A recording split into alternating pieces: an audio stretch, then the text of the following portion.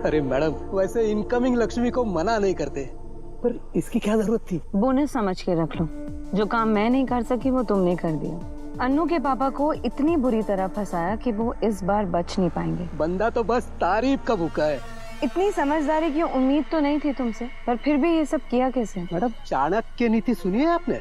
आज मैं आपको रघु नीति सिखाता हूँ। मैंने सोचा था गोपाल की गाड़ी लेकर उसी गाड़ी से गायत्री देवी की कार का छोटा सा एक्सीडेंट कर दूंगा, पर झगड़ा बड़ा सा कर दूंगा और फिर उस झगड़े में गायत्री देवी को ऐसे उलझाऊंगा कि वो अन्नू के घर जाने का प्लान कैंसिल कर दे। पर फिर भी ये सब किया कैसे? पहले मैंने गोपाल के घर जाकर गाड़ी की चाबी चुराई और फिर उसके बाद एक्सीडेंट करने की कोशिश की। पर आपको बताया था ना, एंड मोमेंट पे गायत्री देवी कार से बाहर उतर आई और यहाँ पुष्पा की खटारा कार की स्टीयरिंग जाम हो गया और ब्रेक भी नहीं लग रहा था। फिर क्या होना था? उनका एक्सीडेंट हो गया। पुष्पा, ये यहाँ क्या कर रही है? इसने देख लिया तो कहे। मानना पड़ेगा, जितना कमीना मैं तुम्हें समझती थी तुम उससे भी ज्यादा कमीने निकले। कमीनापंती तो मेरे बचपन का टैलेंट है मैडम। तारीफ सुन ली है ना, अब थोड़ी बुराई भी सुन लो अपनी।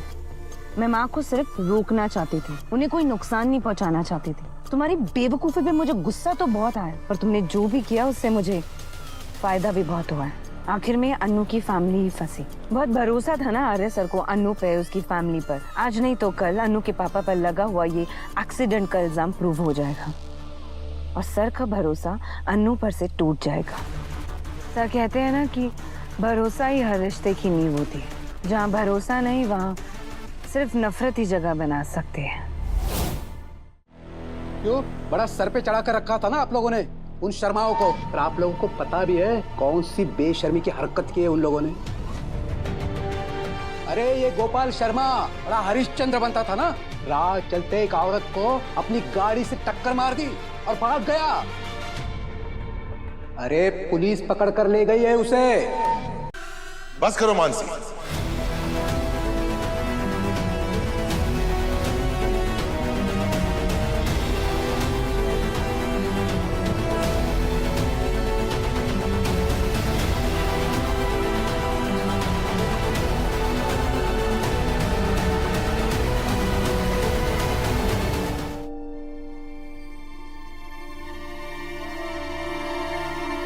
भैया आप यहाँ? मैं गोपाल जी की बेल कराना है।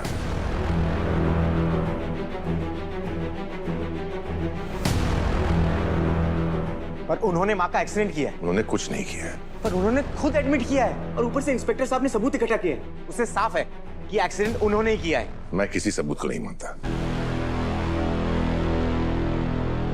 भैया आप क्या कहने की कोशिश? रहने दो ना हर्ष, समझाया उसे जाकर जो समझने के लिए तैयार हो। पर अगर बात अनु की हो तो ब्रो इन लॉ अपने सारे लॉजिक्स को, अपने सारे सच को साइड में रख के बस आंख बंद करके इस अनु पर भरोसा करते हैं।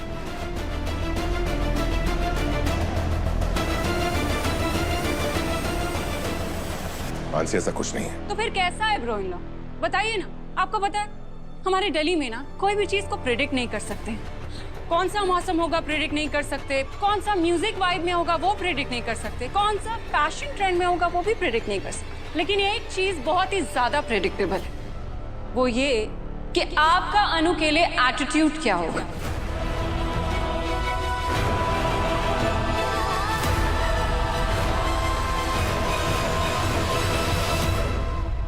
भरोसा।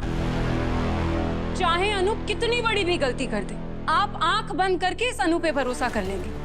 चाहे पूरा कानून अनु के खिलाफ हो, आप इस पे भरोसा करेंगे। चाहे पूरी दुनिया अनु के खिलाफ हो, आप इस पे भरोसा करेंगे। चाहे पूरे सबूत अनु के खिलाफ, आप फिर भी इस अनु पर ही भरोसा करेंगे। मानसी, क्या मानसी ब्रो इन लॉ, क्या अगर एक मिनट के लिए, बस एक मिनट के लिए आप इस अनु को छोड़ के आप सोचेंगे ना कि एक्चुअली हुआ क्या था।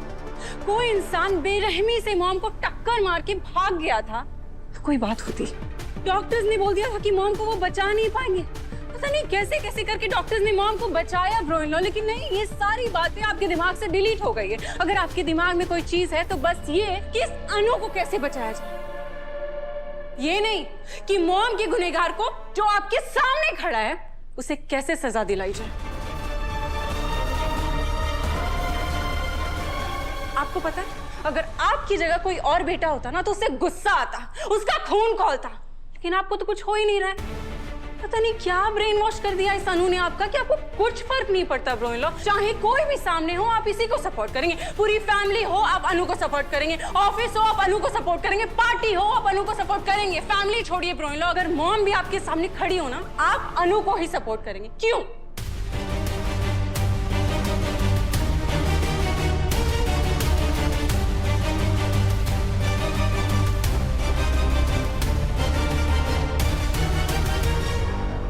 आखिर ऐसा क्यों करते हैं आप? आपका रिश्ता क्या है इस अनु के साथ?